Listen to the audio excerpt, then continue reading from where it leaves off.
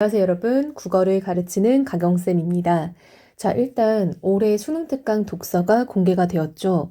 우리 친구들이 쌤한테 많이 물어보고 있어요. 수능 특강을 풀어야 되냐, 독서도 풀어야 되냐라고 물어보고 있는데 당연히 풀어야 되고요. 작년 같은 경우에는 수능 특강 독서를 열심히 푼 친구들은 실제 평가원이나 수능에서 정말 출제가 되었을 때 체감이 확 됐다라고 말할 정도로 정말 밀접한 연관을 좀 가지고 출제가 됐던 경우가 많아요. 그래서 우리 친구들이 당연히 독서도 풀면 좋고요. 물론 문학보다는 덜 체감이 된다라고 느낄 수는 있지만 그럼에도 불구하고 독서도 풀면 당연히 좋습니다. 물론 시간이 너무 없다라고 하면은 우선순위를 정해야겠죠. 그러나 내가 조금 시간을 가지고 국어 공부를 열심히 하겠다. 나는 뭐 평가원 기출이나 이런 것들을 조금 잘 보고 있었기 때문에 지금은 수능 특강에 시간을 좀 쓸 수 있다 하는 친구들은 당연히 독서도 풀어야 됩니다. 자, 그럼 수능 특강 독서를 어떻게 활용하면 좋을지에 대해서 한번 이야기를 해보려고 하는데요.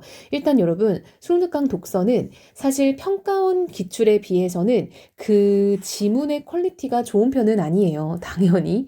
지문의 퀄리티는 평가원 기출이 정말 월등히 좋기 때문에 친구들이 지문 분석이나 독해 훈련 같은 것들은 평가원 기출을 열심히 하는 걸 추천을 합니다. 가경쌤 같은 경우에도 고3에 올라가는 겨울방학에는 평가원 기출 공부를 굉장히 많이 시키죠. 이건 또 가경쌤뿐만 아니라 많은 국어 강사들이 기출의 중요성을 얘기하는 이유가 결국 우리가 수능을 보게 되는 그 시험지는요, 출제 기관인 평가원이 만드는 거고요. 평가원은 계속 몇 년 동안 이런 기조를 유지하면서 출제를 해왔기 때문에 우리는 그 출제를 바탕으로 분석을 함으로써 지문은 어떻게 쓰는지, 문제는 어떻게 출제가 됐는지, 선택지의 오류는 어떻게 만들어지는지 이런 것들을 지문 분석, 독해 훈련을 평가원으로 하는 겁니다. 자, 그럼 수특 독서는 왜 푸냐? 연습용이에요. 연습용. 그래서 내가 열심히 독해 훈련한 그 스킬들, 나의 방법들을 내가 잘 적용해 볼 수 있을까라는 연습입니다. 여러분, 우리가 고3 때 모의고사를 3, 4, 6, 7, 9, 10 보고 수능을 봅니다.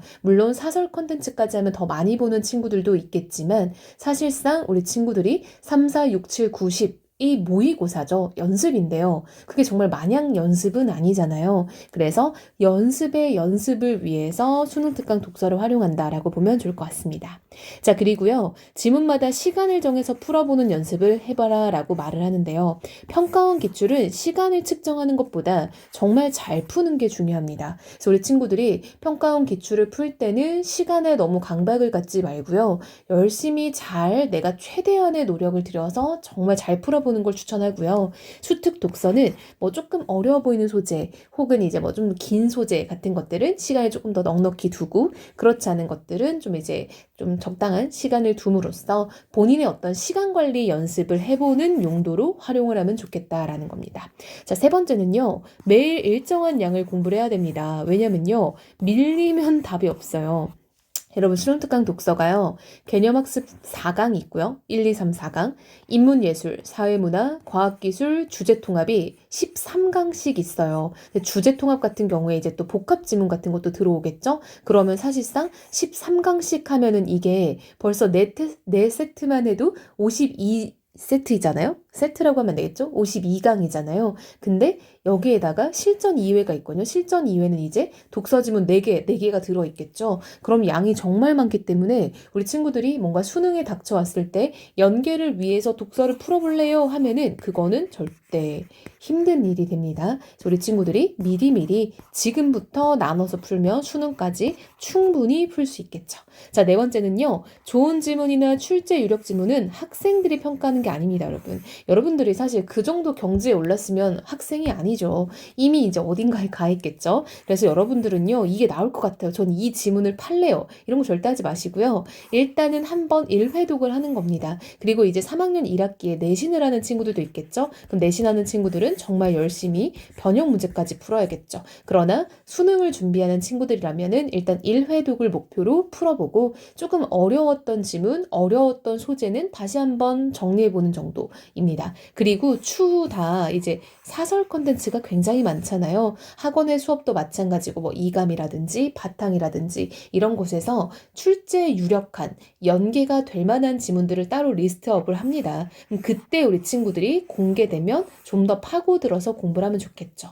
여러분들은 아무런 지문이나 그냥 출제를 한다라고 생각하지만 그렇지 않아요. 평가원은 시의성 있는 지문을 골라서 출제하는 경우가 많거든요. 그러면 시의성이라는 거는 현대 지금 이 시점에 좀 잘 어울리고 잘 좀 핫한 소재들을 뽑는다라는 거예요. 쉽게 말하면 우리 친구들은 트렌디하다라고 하면 좀 더 이해할 것 같은데요. 지금 이 시점에 적합하고 이 시점에 조금 이제 관심사가 높은 그런 소재가 선택이 되고 그런 건 우리 친구들이 판단하는 게 아니다라는 거죠. 자, 마지막. 레신러들은요, 범위가 정해지면 열심히 분석하고 변형 문제도 풀어야겠죠. 하지만 정실러들은 사실상 그 정도까지는 하지 않아도 되겠죠. 그래도 우리 친구들이 수능특강 독서는 시간이 있다면 꼭 1회독하기를 바랍니다. 물론 우리 이제 수업에서는 저 가경쌤뿐만 아니라 대부분의 국어 학원에서는 수능특강 문학을 좀 더 중점적으로 다루는 경우가 많아요. 왜냐하면 문학이 좀 더 체감 연계도가 많이 높아지니까요. 그래서 우리 친구들이 문학은 학원 수업으로 이제 좀 정리를 한다라고 한다면은 수능특강 독서는 좀 스스로의 어떤 그런 계획에 의해서 꾸준히 풀어나가면 좋겠다라고 가경쌤은 이제 좀 조언이자 도움을 주고 싶습니다. 그래서 우리 친구들이 일단은 계획을 세워보는 것을 추천할게요. 그래서 만약 쌤 수업을 듣고 있는 친구들 중에 계획을 혼자 못 세우겠다 하는 친구들은 쌤한테 좀 요청을 해도 같이 이야기를 나눠보면 좋겠죠. 자, 그럼 우리 친구들 수능특강 독서 잘 활용해서 이번 시기를 포함해서 수능까지 준비를 잘 하길 바라고요. 올해 꼭 수능에서 원하는 점수를 받아서 원하는 대학에 합격하기를 가경쌤도 바라겠습니다.